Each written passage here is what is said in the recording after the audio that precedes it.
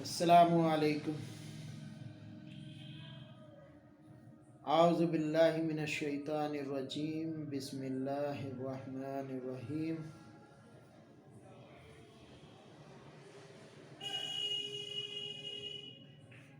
رب اشرح لی صدری ویسر لی امری واحلل عقدۃ من لسانی یفقہوا قولی۔ سبحانک لا علم لنا الا ما علمتنا انک انت العلیم الحکیم۔ اللہم صلی علی محمد وعلی آلہ واصحابہ وبارک وسلم تسلیما۔ نحمدہ ونصلی علی رسولہ الکریم، اما بعد۔ میرے محترم بزرگوں اور دوستوں اور میرے بھائیوں،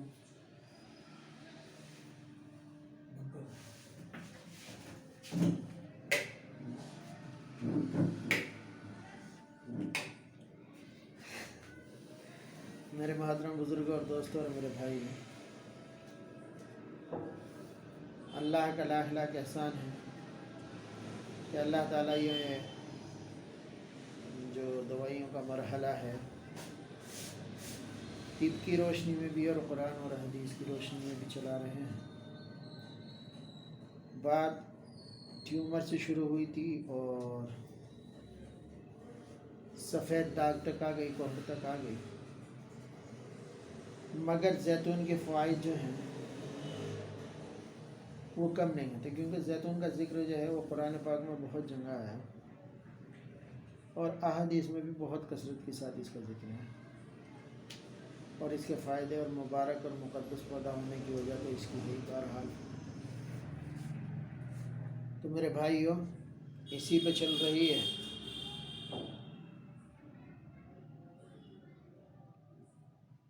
آج تھوڑا زیتون کے تیل پہ تھوڑی سی اور انشاءاللہ تحقیق کی جو ہے، جو چل رہی ہے، اس پہ تھوڑی اور روشنی ڈالوں۔ پہلے تھوڑی ایک آدھ حدیث جو ہے اس کے بارے میں آپ لوگوں کو سنا دوں۔ کل جو ہے احادیث جو سنائی تھی پلورسی کے بارے میں، کہ کشت بحری یعنی کشت شیری اور اس کو ملا کے، اور یہ بھی بتلایا تھا کہ ابھی جو کرونا کی دوسری لہر گئی تھی اس میں حیدرآباد کے کچھ حضرات نے اس سے علاج بھی کیے تھے۔ اچھی چیز ہے۔ ہمیں بھی اللہ تبارک و تعالیٰ نے بہت زیادہ تو جو اس کی شایع نشان ہے، پھر بھی اللہ نے جو اتنی توفیق تو دی تھی کہ الحمدللہ تقریباً 3000 لوگوں کو فائدہ ہوا تھا، مگر ہمارا نسخہ بالکل الگ تھا، اور اللہ کا احسان ہے کسی کو نہ آکسیجن کی ضرورت پڑی تھی، نہ ہی کسی کو کہیں جانے کی ضرورت پڑی تھی۔ تو اب زیتون کے تیل کی افادیت کے اوپر بات چل رہی، تو آپ صلی اللہ علیہ وسلم نے جو بتلایا تھا، تو اس کے بعد میں نے ایک ذہبی کی روایت بھی، جو بغیر کسی روایت کے نقل کی تھی، جو آپ صلی اللہ علیہ وسلم سے بغیر روایت کے ہے، اس کی سند اور روایت نہیں ہے۔ ابن الجوزی رحمۃ اللہ علیہ سے روایت کیا تھا، وہ نبی کریم صلی اللہ علیہ وسلم نے، جس نے زیتون کے تیل کی مالش کی، شیطان اس کے قریب نہ آئے۔ حدیث میں آتا ہے کہ اللہ تبارک و تعالیٰ کو جب کسی کو کوئی تکلیف یا کوئی چیز ہوتی تو شیاطین جو ہیں اس کے اندر وہ پن چبھاتے، انجیکشن دیتے تاکہ اس یہ بیمار ہو جائے۔ تو اللہ تبارک و تعالیٰ نے اس کے علاج کے لیے یہ چیزیں بھی بتائی، اور اللہ ہی کے ہاتھ میں ہے کسی کو شفا دینا نہ دینا، اور جب شفا ہوتی تو اللہ تبارک و تعالیٰ جو ہے اس کی شفا میں بہت سارے سبب لگا دیتے۔ اور زیتون کے تیل کو صحیح معنی پینا ضرور چاہیے۔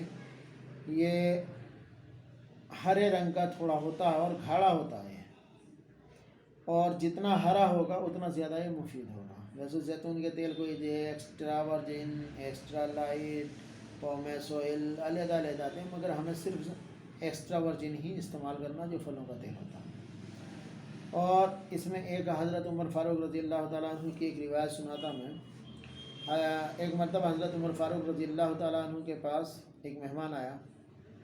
उन्होंने रात के खाने में से ऊँट की सिरी और जैतून का तेल पेश करते हुए कहा, ये तुम्हें इसलिए खिला रहा हूँ कि नबी करीम सल्लल्लाहु अलैहि वसल्लम ने इसको मुबारक दरख्त करार दिया है। तो जिसको आप सल्लल्लाहु अलैहि वसल्लम ने मुबारक दरख्त करार दिया उसके फ़ायदे कितने होंगे, इसी से अंदाज़ा ले लीजिए। और कुरान मजीद ने इस तेल की जो अहमियत दी है, नबी सल्लल्लाहु अलैहि वसल्लम ने जो तारीफ़ फरमाई है, इसके बाद लोगों ने इस मुतबर्रक तो करार दिया, मगर ये कोशिश नहीं की कि वो इसके फ़ायदे को तज़किरा फरमाया वो क्या है। उन्होंने ख़ुद इनसे 5 का ज़िक्र फरमाया: बवासीर, बासूर, जल्दी अमराज, पलवरसी और कोढ़, मगर इन सब के बाद कोई काबिल ज़िक्र नहीं। इब्न अल-क़य्यिम रहमतुल्लाह अलैह कहते हैं कि सुर्ख जैतून का तेल सियाही माइल से बेहतर होता है, यानी जो बेहतरीन तेल होता वो तो सब्ज़ रंग का ही होता, उसके बाद में सुर्ख रंग का होता, मगर सियाही माइल जो तेल होता वो बेकार होता है। ये तबीयत को बहाल करता है, अच्छा मुफर्रा, पेट को बहुत साफ़ करता और चेहरे के रंग को निखारता है, यानी जवान रखता है। और जहर किसी भी तरह का हो, उनके जहरों के ख़िलाफ़ तहफ़्फ़ुज़ देता है और पेट के फ़ैल को एतदाल पर लाता है। जो पेट हमारा ख़राब रहता है, आजकल सारी बीमारियां पेट की वजह से हैं, कभी ये जवारिश खा, कभी वो माजून खा, कभी वो चटनी खा, कभी तो वो सारी चीज़ें, या कोई हब खा, तो वो सारी चीज़ों को भी जैतून का तेल जो है बहुत ज़्यादा फ़ायदा देता है। जैतून के तेल में नमक मिलाकर अगर मसूड़ों पे मला जाए तो मसूड़ों की बीमारियां अक्सर ख़त्म हो जाती हैं। और नमकीन मुरक्कब, आग से जले हुए के लिए जो है, उस पर अगर जैतून का तेल लगाया जाए तो अक्सर आग के दाग भी ख़त्म कर देता है जैतून का तेल। इसलिए जैतून के तेल को मैं बार बार कह रहा हूँ कि इसको जितना ज़्यादा से ज़्यादा हो सके उतना इस्तेमाल करें।